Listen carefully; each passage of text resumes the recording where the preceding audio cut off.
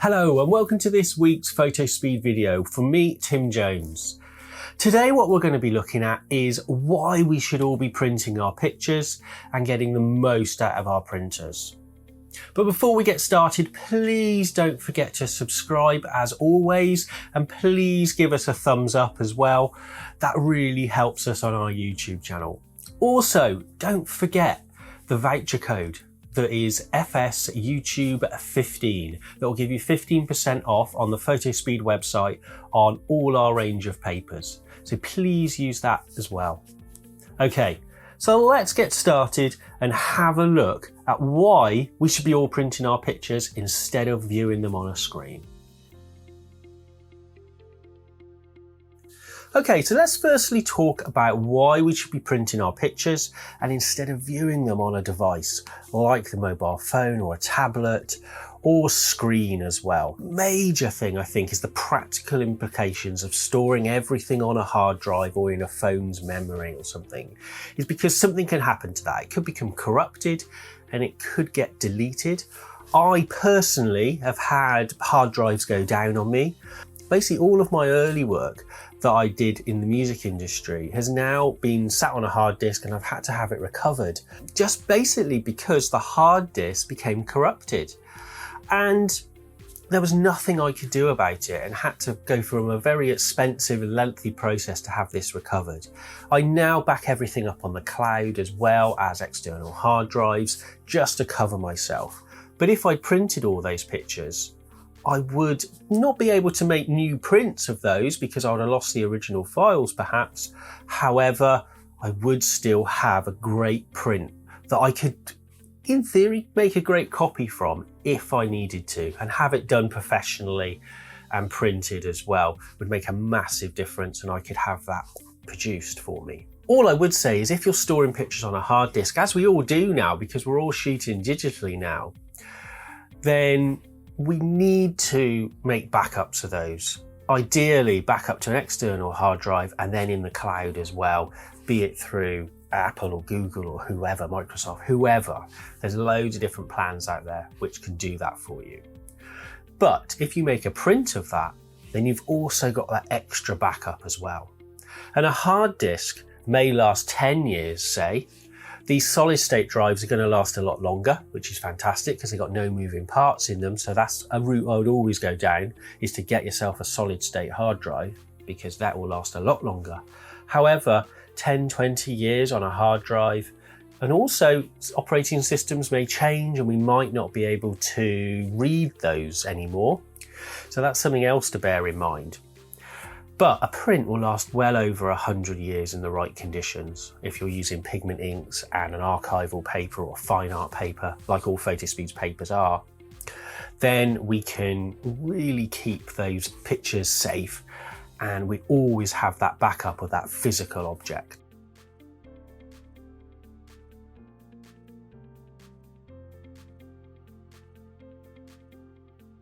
The second point that I think is probably the most important, is the print gives you control.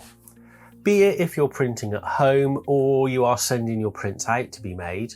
If you're sending your prints out, you have a little less control, should I say, but if you're working with the right people and the right printers, then you should be able to get some great results. And also working very closely and personally with these printers, that is the key to getting some great prints. Now, if you're printing at home, you have full control over how your print is going to look. We can alter things constantly to get the perfect print out of your printer. And we can do this with a combination of soft proofing and hard proofing as well at home. Please watch my videos on those. I'll put some links up in the corners as well. So links to those videos and also down in the descriptions of my hard proofing and soft proofing videos. But the thing to bear in mind is when you have a print in the obviously in right lighting conditions and things, that is how you would like your picture to look.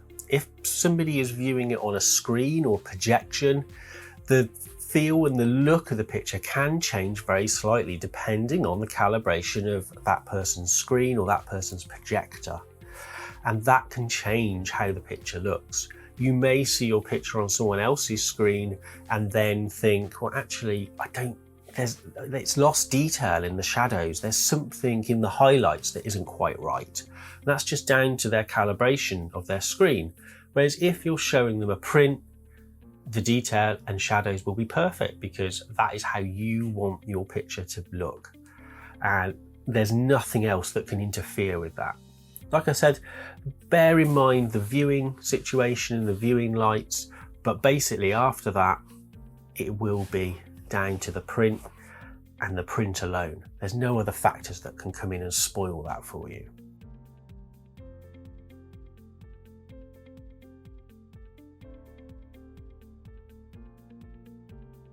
Okay, so my third reason is the print becomes a beautiful object.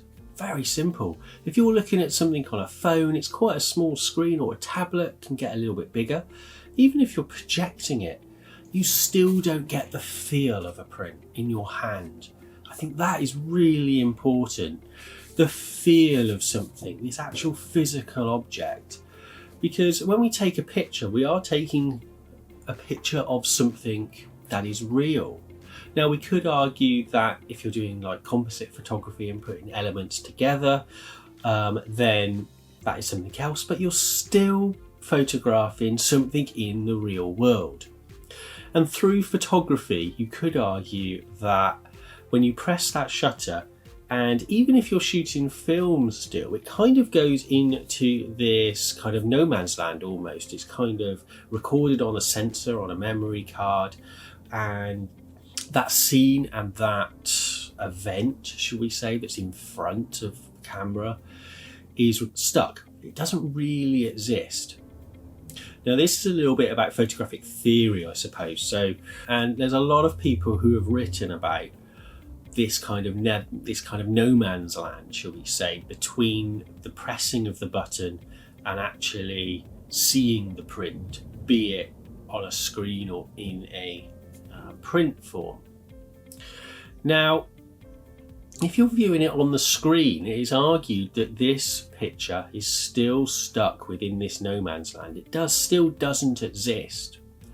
And then as soon as you print that picture, it becomes an object and it becomes physical again.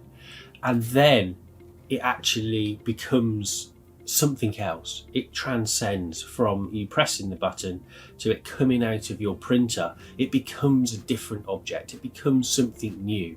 It is a photograph. It is a print of that certain scene or event. Now, like I said, this is more kind of photographic theory, and if you did want to read about this, look at Roland, Barthes and Lucida. This is a fantastic book about a philosopher's kind of views on photography and also the photographic print as well and what it can come into.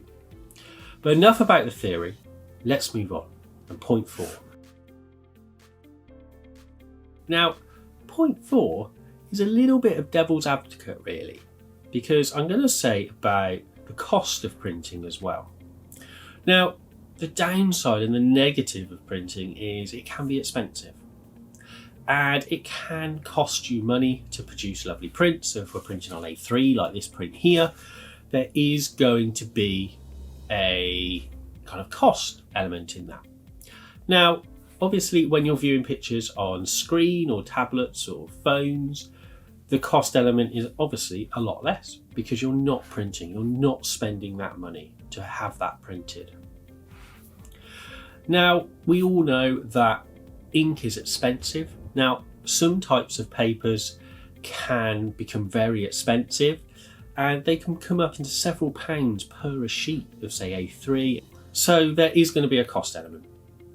But as with everything that we do as a hobby or in something we do as an enjoyment, say if we played golf, then we still have to buy the golf clubs, which is equivalent to the printer.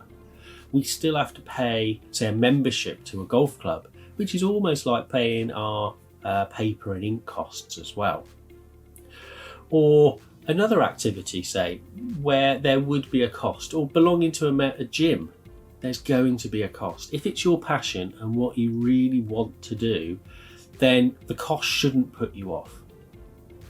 And there should be that enjoyment also of getting the print. There's always going to be a cost to something you are doing as a hobby or pursuit. Now, the other thing we have to think about is storage as well of prints.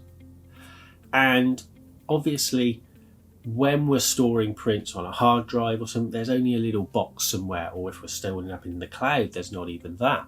So we do have to think about the storage of prints, and they do take up space. But also, if space is a premium, then also perhaps print a little bit smaller. You don't have to print big. Although bigger usually is great, the scene of the picture should dictate the size you are going to be printing to.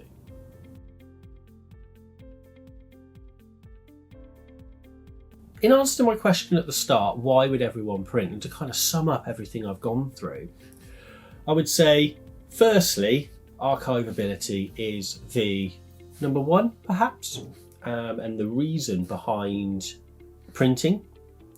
A really good photographic print will last well over 100 years.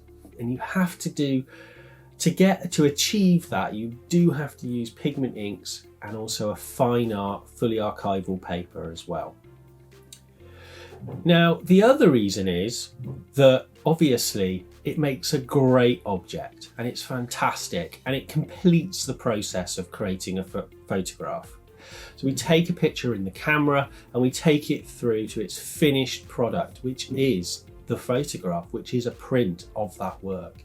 If it sits on a computer, you could argue it hasn't completed that process and it still isn't a true photograph in the traditional sense of things. The other reason is that the print gives you full control over what you are producing.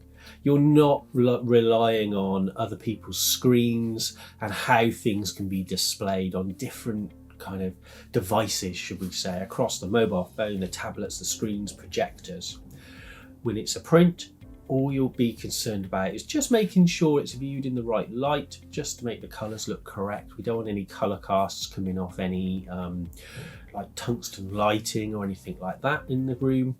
But on a whole, it's going to be a lot more consistent than viewing it on a screen and taking that picture between other people's systems as well, because it's going to look different on each of those. And to be honest, those are the three main points. There is going to be a cost to printing, obviously, which we have to be concerned about, just there in the background a little bit of what we need to be kind of thinking about, and we need to minimise that cost as much as possible, to be honest. Although I would love you buying loads and loads of paper and ink from Fotospeed, we do obviously realise that if you're burning through loads of paper and not getting the desired results, then you're not going to be printing as much as you would, because you're not getting the results you're desiring, and it's going to be costing you a lot of money. So I would much rather you go through soft proofing and hard proofing and get the desired results you would like using less paper and ink, because then in the long run you're going to be printing more, hopefully, and using more of our lovely paper to get better results. Well, I hope that's been useful. I know it's been a few weeks of me talking at the camera a little bit and kind of going through some things. Hopefully Sam will be back with us in the next few weeks as well. And also don't forget to subscribe, and also don't forget that voucher code as well if you are looking for any paper, which is FS YouTube 15, which will give you 15% off Fotospeed papers via our website photospeed.com. I'll put all that in the description below. But until next time, bye bye.